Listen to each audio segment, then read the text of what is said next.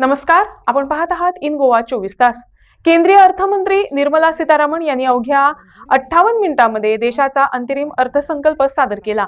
यावेळी सीतारामन म्हणाल्या की आपली अर्थव्यवस्था गतिमान करण्याच्या दृष्टीने पुढे चाललो आहोत. त्याचबरोबर कर रचनेत कोणताही बदल करण्यात आलेला नाही. त्याचबरोबर केंद्र सरकारने प्राप्तिकर भरणाऱ्यांना कोणताही दिलासा दिलेला नाही. 7 लाखापर्यंतच्या उत्पन्नावर कर आकारला जात नसून प्राप्तिकर भरण्याची प्रक्रिया सुलभ करण्यात आली आहे, असं सीतारामन यांनी सांगितलं. अर्थमंत्र्यांनी यावेळी दावा केला की 2047 पर्यंत भारत एक विकसित राष्ट्र असेल.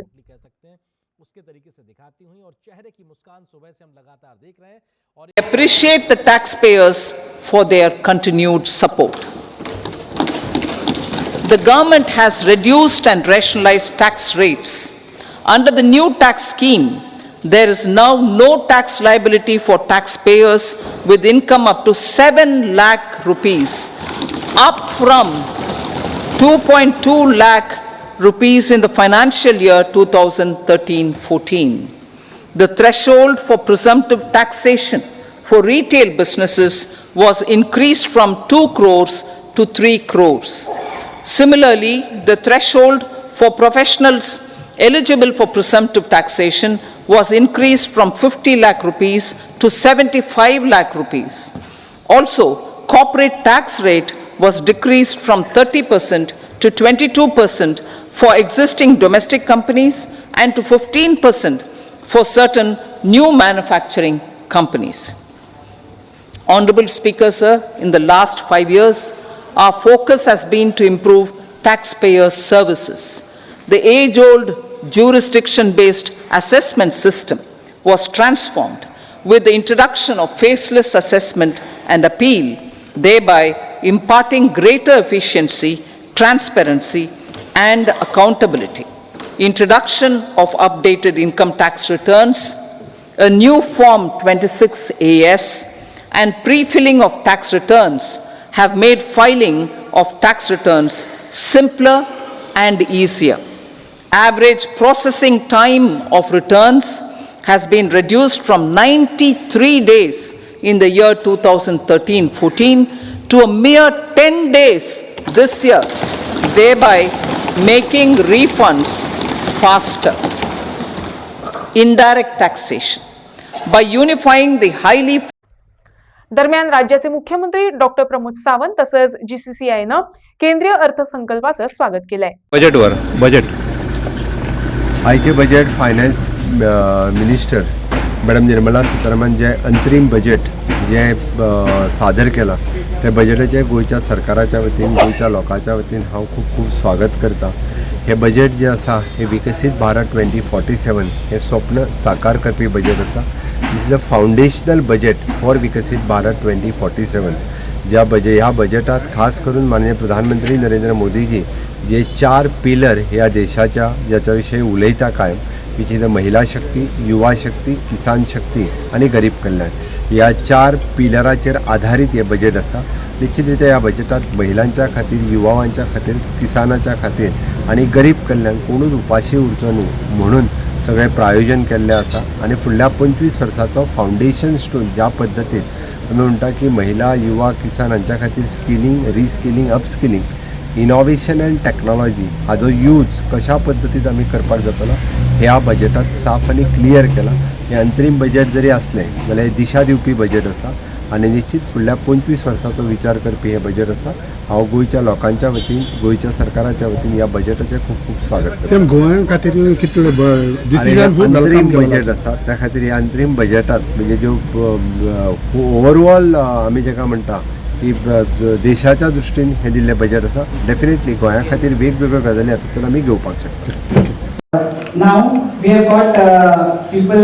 We have got that 1/3 seat for the women in parliament and state assemblies. All this triple talaq has been gone, and over 70% houses under PM's Rozgar Yojana. What happens is women are given more importance, and with the self-help groups coming into coming into this, we have seen that many self-help groups are becoming. They are making the women independent. And 70% of the houses PM Rosgar Yojana in the rural areas for women. And now we have seen that 38%, there is an increase of 38% women in girls who have taken they've come into this, we have 38% increase in the enrollment of women in education. So we see that we are giving she's giving a lot of importance, the government is giving a lot of importance to the women, and which is a very good and welcome thing for us. So I think we would like to welcome this budget, and it's a very good one. More and more women in Goa especially have been getting into entrepreneurship. So let us encourage, from the women's wing, let us encourage them to take more of these mudra loans, avail of these mudra loans and do their scaling up. And also our aim will be to get and more Lakpati Didis from Goa, also from the self-help groups. And a very good initiative is the cervical cancer vaccine for the young girls. I think this is amazing. So it's overall a very good budget for the women. Road connectivity is something that we can focus on. Railway connectivity is something that we can focus on. See, industry today wants more of reforms than subsidies. You know, at least the personal belief whenever I go and meet industry fellows is, they say we want to focus on two things. One is the reform process, ease of doing business, and because the demand in India is there. We are the shining star amongst all the problems that the global order is facing. So I think the government is focusing rightly in terms of delivering on the infrastructure front as well as the reform process in taxation.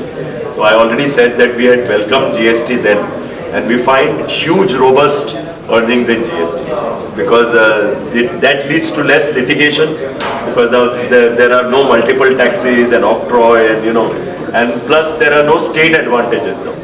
So all states have GST. So earlier, whether it was some other state which had better tax incentives than Goa, then everybody used to run there. So I think we are all now at equal, but Goa is unique in the sense that Goa is a small state. And I think, we need to focus on, recently there was Goa Invest Summit, we need to focus on what sectors should we invite in. And there have been a couple of sectors named like IT, ITES, logistics and warehousing, medical devices, electronics, because our land size is small. So I think, and if you look at the FM's budget, it basically focuses on many of these sectors. So I think, Goa can immensely benefit from, but again, this is a voter account. When we sit in July again, probably we'll get a better sense. Do you think that the mindset of the certain people have to be changed when it comes to infrastructure? When it is coming in action, like they always oppose for it? See, I think it's always a process of balanced development. There will always be debates, not only in Goa, in any part of the world. There is always a debate for and against. But I think the people and the government and the industry, we are all multi-stakeholders in this approach. So we need to sit together and clear people's apprehensions.